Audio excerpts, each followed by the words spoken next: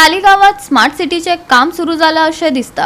Smart सिटीच्या उपक्रमातल्यान तालिगाव इगर्जे लागसर गटाराचे काम सुरू झाला।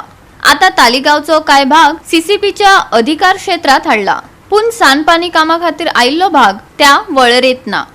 ऐकात आमचो reporter Subhashish गोवेकाराक। I am here in Taleigao, right behind the Taleigao church, and as you can see behind me, Panjim Smart City works have now infiltrated the village panchayat of Taleigao. Now this narrow stretch of road that is witnessing a lot of traffic has been further narrowed with this smart city work. Now it is unclear how smart city work has reached a village and how funds are being channeled here. As you can see behind me again here, there are boards saying that this is the village panchayat of Taleigao. And again, as you can see behind me, there is more construction work being carried out.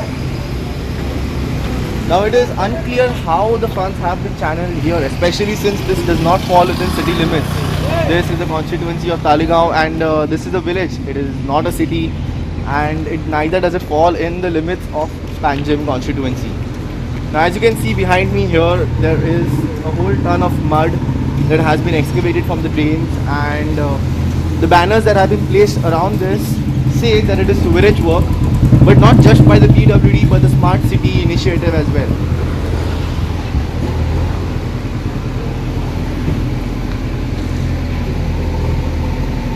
Here, as you can see behind me, sewerage work in progress, Smart City.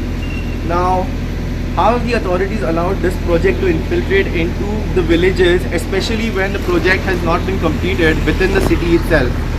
The roads such as the Santines Road and even the road parallel to 18th June Road are yet to be completed.